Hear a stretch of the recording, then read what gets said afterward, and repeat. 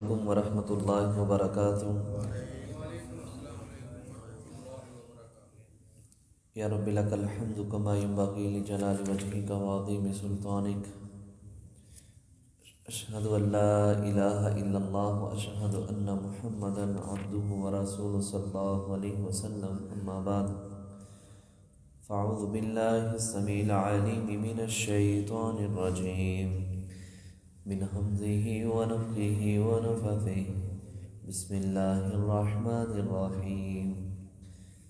پچھلے سبق کے اندر اللہ رب العالمین نے اس بات کے متعلق ارشاد فرمایا تھا کہ اے لوگوں جو ایمان لائے ہو، نہ تم اپنے باپ کو اور اپنے بھائیوں کو اللہ اور اس کے رسول کی محبت کے اوپر ان کو ترجیح دینی ہے، اور کہہ دیجئے اگر تمہارے باپ دادا، تمہارے خامن، تمہارے خاندان، تمہاری بیوییں اور وہ مکانات جن کو تم دیکھ کے بڑے راضی ہوتے ہو، اور وہ تجارت جس کے ڈر سے تم اس کی ماند پڑنے کے اوپر بڑا ہی پریشان ہوتے ہو، اگر تمہیں اللہ اور اس کے رسول سے جہاد فی سبیل اللہ سے زیادہ عزیز ہیں تو یہ بات یاد رکھو، اللہ کا عذاب کسی وقت بھی تمہارے اوپر آ سکتا ہے۔ اور حنین والے دن بھی اللہ نے تمہاری مدد کی، اس سے پہلے بھی کافی جنگوں کے اندر اللہ نے تمہاری مدد کی تھی۔ تم کثرت افراد کی وجہ سے اس خوش فہمی تھے کہ ہم غالب آئیں گے، لیکن یہ بات یاد رکھو، مدد اللہ کی طرف سے ہوتی ہے اور اللہ ہی کی طرف سے تمہیں غلبہ ملتا ہے۔ اس لیے آئندہ کے بعد تم نے کبھی یہ کام نہیں کرنا، اللہ معاف کرنے والا اور بخشنے والا ہے۔ آج کا جو سبق ہے وہ صفحہ نمبر 32 ہے اور آیت نمبر 28 ہے۔ جس طرح پیچھے اللہ رب العالمین نے یہ حکم دیا تھا، اور بلکہ 9 ہجری کو نبی اسلام نے حضرت ابوبکر صدیق اور حضرت علی کو امیر حج بنا کے بھیجا تھا کہ وہاں جا کے قربانی والے دن اعلان کر دیا جائے کہ کوئی بھی مشرک آئندہ کے بعد مسجد حرام کے اندر داخل نہ ہو، اور نہ ہی کوئی ننگا طواف کرے بیت اللہ کا۔ اس علاقے کو جزیرۃ العرب سے وہ دور چلے جائیں۔ 4 مہینے کا ان کو ٹائم دیا تھا۔ اللہ اسی بات کی تاکید کرتے ہوئے فرماتے ہیں مشرک نجس ہیں، یہ مسجد حرام کے اندر نظر نہیں آنا چاہیے، اس کے عقیدے کی وجہ سے پلیدگی ہے اس کے اندر۔ اور پھر جہاد کے متعلق اللہ حکم دیں گے، ان لوگوں سے بھی جہاد کرو جو تمہارے دین کو نہیں مانتے۔ مزید بات انشاءاللہ ہم سبق کے اندر پڑھیں گے۔ اللہ رب العالمین نے ارشاد فرمایا، یا ایھا الذین، اے لوگو، آمنو، جو ایمان لائے ہو، انما المشرکون، بے شک جو مشرک ہے نا، نجس، وہ پلید ہے، گندا ہے، خبیث ہے، فلا یقربوا المسجد الحرام، آئندہ کے بعد وہ مسجد حرام کے قریب نظر نہ آئیں، بعد عامہم ھذا، اس سال یہ جو تمہارا سال ہے جس کے اندر تم نے غلبہ حاصل کیا ہے، مکہ کو فتح کیا ہے، بتوں سے پاک کیا ہے، کوئی بھی مشرک اس کعبۃ اللہ کے پاس مسجد حرام کے اندر نظر نہیں آنا چاہیے۔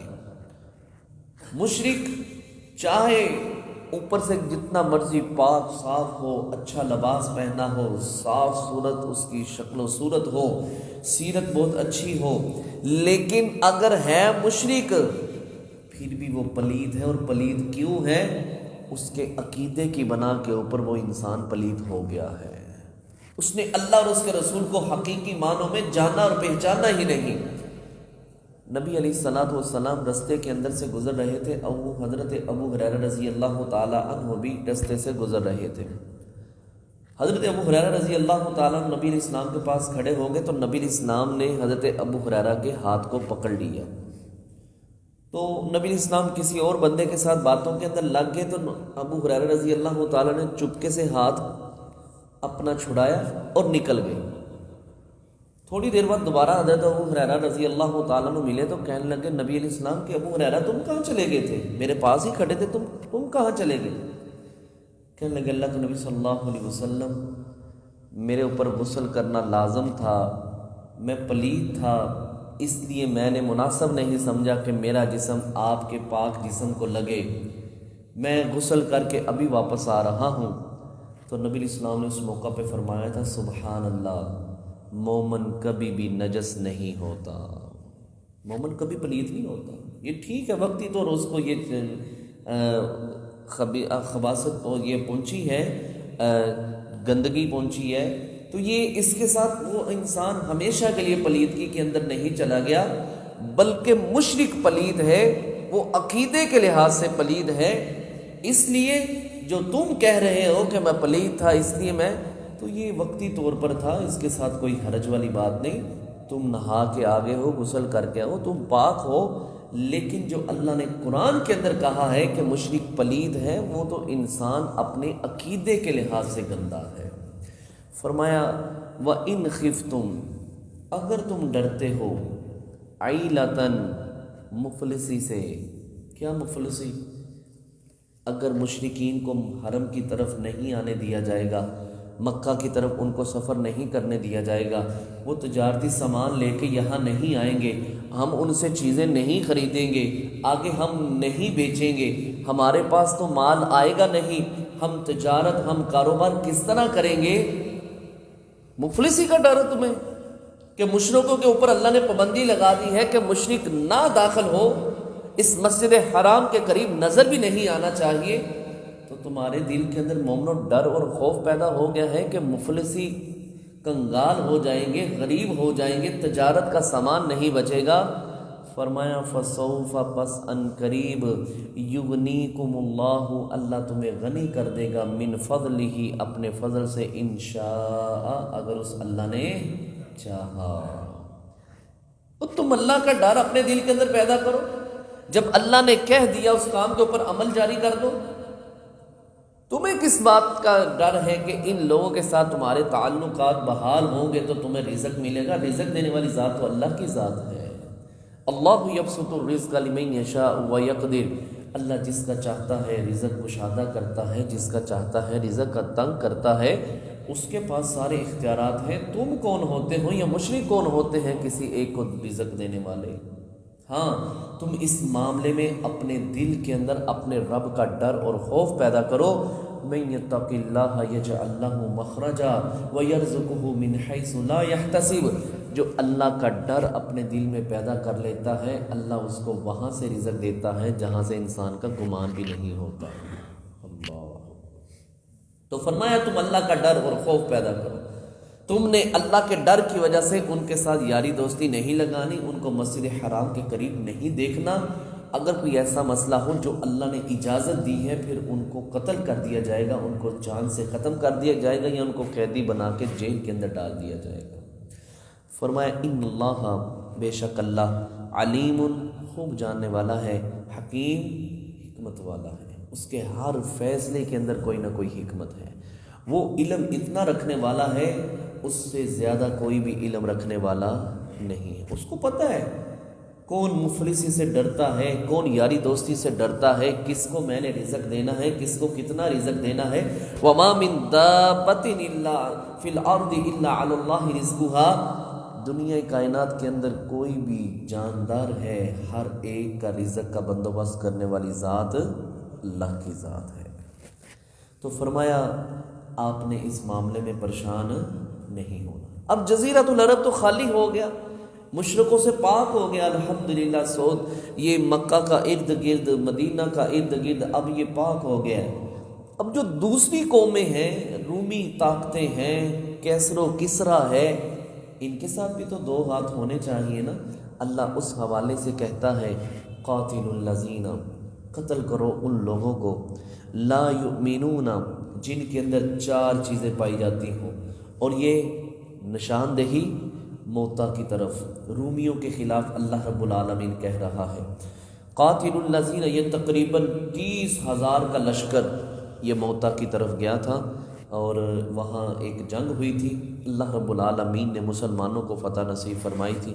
اللہ خود فرما رہے قاتل الذین، قتل کرو ان لوگوں کو لا یؤمنون جو نہیں ایمان رکھتے باللہ اللہ کے ساتھ، ولا بالیوم الآخر اور نہ ہی آخرت کے دن کے ساتھ ایمان رکھتے ہیں، ولا یحرمون اور نہیں وہ حرام سمجھتے ما حرم اللہ ورسولہ جس کو اللہ اور اس کے رسول نے حرام ٹھہرایا ہے۔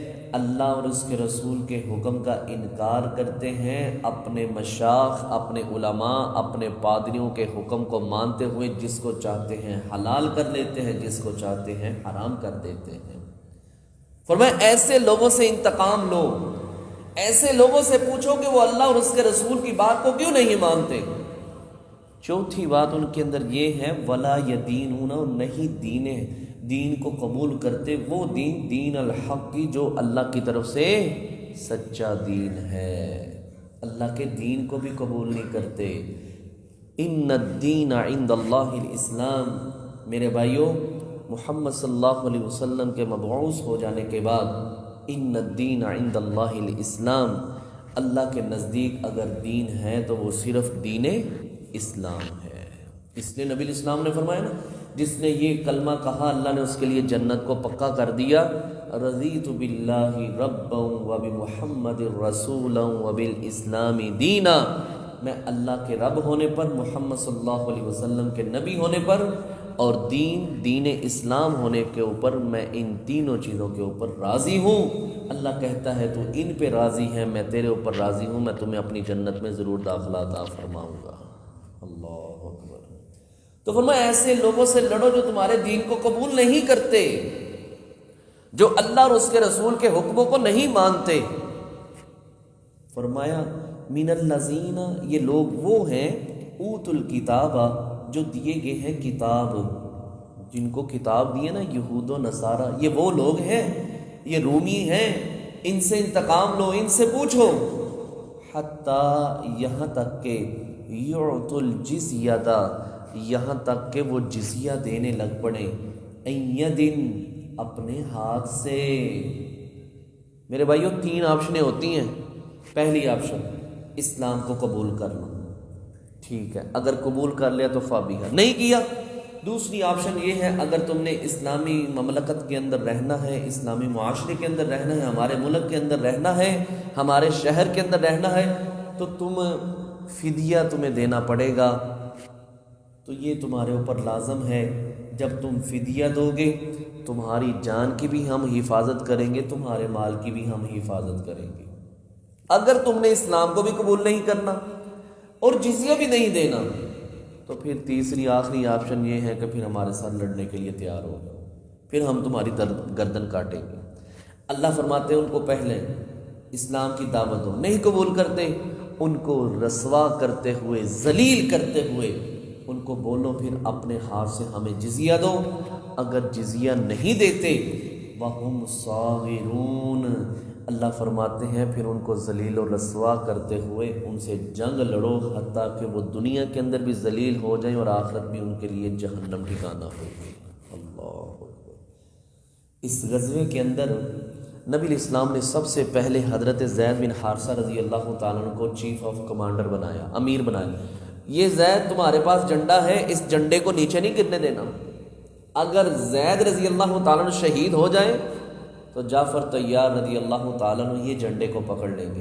حضرت جعفر شہید ہو جائیں تو پھر عبداللہ بن رواحہ رضی اللہ تعالیٰ عنہ اس جھنڈے کو پکڑ لیں گے۔ اگر عبداللہ بن رواحہ بھی شہید ہو جائیں تو پھر حضرت خالد بن ولید رضی اللہ تعالیٰ عنہ اس جھنڈے کو پکڑیں گے۔ ادھر غزوہ ہو رہا تھا، مدینہ کے اندر نبی الاسلام نے لوگوں کو جمع کیا، منبر پر تشریف فرما ہو گئے۔ فرمایا ابھی ابھی اللہ نے مجھے خبر دی ہے۔ اللہ اکبر، کیسے وہ مناظر ہوں گے؟ ادھر جنگ ہو رہی ہے، ہم تو ٹی وی کے اوپر لائیو دیکھتے ہیں نا، ادھر میچ ہو رہا ہے، ادھر کبڈی ہو رہی ہے، ادھر گیم کھیلی جا رہی ہے۔ اللہ رب العالمین نبی الاسلام کو ڈائریکٹ آسمان سے یہ خبر دے رہا تھا۔ فرمایا لوگوں میرے پاس خبر آئی ہے، حضرت زید بن حارثہ رضی اللہ تعالیٰ نے جھنڈا پکڑا تھا، اللہ نے ان کو شہادت سے سرفراز فرما دیا ہے۔ ان کے لیے دعا کیجیے، اللہ ان کو جنت میں جگہ عطا فرمائے۔ پھر اس جھنڈے کو جعفر رضی اللہ تعالیٰ عنہ نے پکڑا، جعفر رضی اللہ تعالیٰ عنہ نے پکڑا، ان کے دونوں بازو کٹ گئے۔ پہلے دائیں ہاتھ کے اندر پکڑا، دایاں ہاتھ کاٹ دیا گیا، پھر بائیں ہاتھ کے اندر پکڑا، بایاں ہاتھ کاٹ دیا گیا۔ جھنڈا نیچے گرنے لگا، حضرت عبداللہ بن رواحہ رضی اللہ تعالیٰ نے جا کے جلدی سے اس جھنڈے کو تھام لیا۔ پھر عبداللہ بن رواحہ رضی اللہ تعالیٰ عنہ کو بھی شہید کر دیا گیا۔ پھر حضرت خالد بن ولید رضی اللہ تعالیٰ عنہ نے جھنڈا پکڑ لیا ہے، اور پھر نبی علیہ السلام نے منبر پہ کھڑے ہو کے دعا کی، اے اللہ، اس طرح دو انگلیوں کا اشارہ کرتے ہوئے فرمایا، اللہ خالد تیری دو تلواروں میں سے ایک تلوار ہے، اللہ خالد بن ولید کی مدد فرما، اللہ اس خالد کے ہاتھ سے مسلمانوں کو فتح نصیب فرما۔ اللہ رب العالمین نے پھر فتح نصیب فرمائی۔ اور آخری بات اس حوالے سے نبی علیہ السلام فرماتے ہیں، میں نے جنت کے اندر اللہ نے مجھے دکھایا ہے کہ جعفر رضی اللہ تعالی عنہ جنت کے اندر اڑ رہے ہیں، ایک طرف حضرت جبرائیل علیہ السلام ہے اور ایک طرف میکائیل علیہ السلام ہیں۔ اللہ نے جعفر رضی اللہ تعالیٰ عنہ کو پر عطا فرمائے ہیں، اور وہ ان پروں کے ذریعے جنت کے میوے کھا رہے ہیں۔ اللہ، شہادت کی وجہ سے اللہ نے یہ مرتبہ عطا فرمایا۔ تو فرمایا ان ظالموں سے لڑو، یا تو یہ کلمہ پڑھ لیں، نہیں تو جزیہ دینے کے اوپر تیار ہے، جزیہ نہیں تو پھر لڑو اور ان کو ذلیل و رسوا کر دو۔ اللہ نے ان کے دنیا بھی برباد کر دی اور اللہ ان کی آخرت بھی برباد کر دے گا۔ یہ ایسے لوگ ہیں ظالم جو اہل کتاب ہیں۔ فرمایا وقالت الیہود، اور کہا یہودیوں نے، عزیر ابن اللہ، عزیر اللہ کا بیٹا ہے معاذ اللہ۔ وقالت النصارى، اور کہا عیسائیوں نے، المسیح ابن اللہ، مسیح ابن مریم یہ اللہ کا بیٹا ہے، استغفر اللہ معاذ اللہ۔ فرمایا ذالک، یہ قولہم، ان کی باتیں ہیں، بافواہہم، ان کی منہوں کی، یضاہئون، وہ اس طرح مشابہت اختیار کرتے ہیں، قول الذین، ان لوگوں کی بات کی طرح، کفروا من قبل، جن لوگوں نے ان سے پہلے کفر کیا تھا، قاتلہم اللہ، اللہ ان ظالموں کو ہلاک کرے، انا یؤفکون، یہ کیسی باتیں کر رہے ہیں اور کیسے پھر رہے ہیں۔ ان ظالموں کو اللہ کا ذرہ برابر بھی ڈر اور خوف نہیں ہے، کہیں اللہ کا عذاب ہی ہمارے اوپر مسلط نہ ہو جائے۔ نبی اسلام نے فرمایا قیامت والے دن اللہ رب العالمین اعلان کریں گے، جو جس کی عبادت کرتا تھا نا وہ سائڈ پہ ہو جائے، عیسائی الگ ہو جائیں گے، یہودی الگ ہو جائیں گے، ہندو الگ ہو جائیں گے، مجوسی الگ ہو جائیں گے، اللہ پکڑے گا ان کو جہنم کے۔ یہودی اور عیسائی ایک سائڈ پہ کھڑے ہوں گے، اللہ پوچھیں گے ہاں بھائی تم کس کی عبادت کرتے ہو؟ کہیں گے ہم یہودی ہیں اور ہم عزیر بن ابن اللہ، عزیر اللہ کے بیٹے کی معاذ اللہ ہم عبادت کرتے ہیں۔ اچھا تم عزیر اللہ کے بیٹے کی عبادت کرتے تھے؟ ہاں جی اللہ کے بیٹے کی عبادت کرتے تھے۔ اچھا پہلے یہ تو بات بتاؤ، اللہ کی تو بیوی نہیں تو اللہ کی اولاد کہاں سے آ گئی؟ اللہ رب العالمین کہیں گے کذبت، تم بدبختو جھوٹ بولتے ہو۔ اللہ فرشتے کو حکم دے گا، ان ساری جماعت کو اللہ جہنم رسید فرما دے گا۔ پھر عیسائیوں سے اللہ پوچھے گا تم کس کی عبادت کرتے تھے؟ کہیں گے اللہ ہم تیرے بیٹے عیسیٰ علیہ السلام کی عبادت کرتے تھے۔ اللہ فرمائیں گے میری تو بیوی نہیں، میرے ہاں کیسے اولاد پیدا ہو؟ اللہ ان کے متعلق بھی یہی حکم جاری کرے گا، ان کو بھی ہمیشہ کے لیے جہنم کی طرف دھکیل دو، اور یہ ہمیشہ کے لیے اس جہنم کے اندر رہیں گے۔ آخری بات فرمایا اتخذوا، ان ظالموں نے بنا لیے ہیں، احبارہم، اپنے علماء کو، ورہبانہم، اپنے درویشوں کو، اربابن، رب، من دون اللہ، اللہ کے علاوہ۔ عدی بن حاتم تائی کا یہ بیٹا ہے، نبی علیہ السلام نے جہاد کیا، یہ شام کے علاقے کی طرف بھاگ گیا، اس کی ہمشیرہ اور اس کے قبیلے کے لوگ گرفتار ہو گئے۔ نبی علیہ السلام نے سردار کی بیٹی سمجھتے ہوئے، عزت اور حوصلہ افزائی کرتے ہوئے کچھ مال بھی دیا، اور عزت کے ساتھ مسلمان ہو گئی تھی، عزت کے ساتھ اس کو روانہ بھی کر دیا۔ تو یہ جب اپنے بھائی سے ملی نا، تو بھائی نے سب سے پہلا یہ سوال کیا، میری بہن کیا تیری عزت بھی محفوظ ہے کہ نہیں؟ فرمایا ظالم تو مجھے چھوڑ کے چلا گیا تھا، ان لوگوں نے تو مجھے آنکھ بھر کے بھی نہیں دیکھا۔ اللہ اکبر، آ میرے ساتھ اور نبی صلی اللہ علیہ وسلم کے پاس چل اور کلمہ پڑھ لے۔ کہنے لگا مجھے ڈر لگتا ہے کہیں میرے اوپر سختیاں نہ کی جائیں۔ فرمایا نہیں، کچھ نہیں کہتے محمد صلی اللہ علیہ وسلم۔ داخل ہوئے نبی علیہ السلام کے پاس، نبی علیہ السلام بیٹھے ہوئے تھے، ادی بھی آ گئی، ہاں جی بیٹھ کے، سلیب لٹک رہی تھی۔ نبی علیہ السلام نے سلیب کو پکڑا اور کھینچا اور اس کو توڑ کے سائڈ پہ پھینک دیا۔ تو ادی کہنے لگے اللہ کے رسول صلی اللہ علیہ وسلم کلمہ تو میں پڑھ لیا، مجھے ایک بات بتائیں، آپ قرآن کے اندر ایک آیت پڑھتے ہیں اتخذوا احبارهم ورهبانهم اربابا من دون اللہ، انہوں نے علماء کو، درویشوں کو رب بنا لیا ہے اللہ کو چھوڑ کے۔ ہم نے ان کو کبھی رب نہیں کہا۔ اللہ کے نبی صلی اللہ علیہ وسلم وہ تو ہمارے درویش پادری تھے، ہم ان کی عزت حیا کیا کرتے تھے، لیکن ہم نے ان کو کبھی رب نہیں کہا۔ نبی علیہ السلام نے بڑی شاندار مثال دے کے سمجھایا اور پوچھا ادی مجھے ایک بات بتاؤ، جو تمہارے علماء درویش کہتے تھے کہ یہ چیز حلال ہے، تم اس کو حلال مانتے تھے کہ نہیں؟ ہاں جی حلال مانتے تھے۔ جس چیز کو وہ حرام کہتے تھے اس کو حرام مانتے تھے کہ نہیں؟ کہتے ہاں بالکل۔ فرمایا یہ حلال اور حرام کرنے کا جو منصب ہے، عہدہ ہے، جو حکم ہے، یہ میرے رب کے علاوہ کسی کے پاس نہیں ہے۔ جب تم نے یہ کر لیا، یہ مان لیا، تو گویا تم نے ان کو رب مان لیا۔ یہ تو کسی نبی کو اتھارٹی حاصل نہیں ہے کہ کوئی نبی اپنے متعلق یا کسی کے متعلق یہ حکم جاری کرے کہ یہ چیز حلال ہے، یہ چیز حرام ہے۔ نبی علیہ السلام نے بیویوں کی خوشنودی کے اندر کہا تھا میں آئندہ کے بعد شہد نہیں کھاؤں گا، اللہ نے قرآن نازل فرما دیا، فرمایا یا ایھا النبی لما تحرم ما احل اللہ لک تبتغی مرضات ازواجک۔ آپ کون ہوتے ہیں شہد کو حرام کرنے والے؟ جب میں نے اس کو حلال قرار دیا ہے، آپ کو یہ نہیں ہے کہ آپ اس کو حرام قرار دیں۔ فرمایا گویا تم نے ان کو رب بنا لیا۔ فرمایا والمسیح ابن مریم، اور مسیح ابن مریم کو یہی حکم دیا گیا تھا، وما امروا، نہیں ان کو حکم دیا گیا تھا الا مگر یہ کہ لیعبدوا، مسیح ابن مریم کو بھی ہم نے بھی یہی کہہ کے بھیجا تھا، اور انہوں نے آگے سے لوگوں کو بھی یہی کہا تھا کہ الہ واحدہ، عبادت کرنی ہے تو ایک اکیلے رب کی کرنی ہے، لا الہ الا ہو، نہیں ہے کوئی معبود برحق، خالق اور مالک، حقیقی معبود اس اللہ کے علاوہ، سبحانہ، وہ اللہ پاک ہے، عما یشرکون، جو تم اس کے ساتھ شریک بناتے ہو نا، عزیر علیہ السلام کو اللہ کا بیٹا، عیسیٰ علیہ السلام کو اللہ کا بیٹا، اور مشرکین مکہ فرشتوں کو اللہ کی بیٹیاں کہا کرتے تھے۔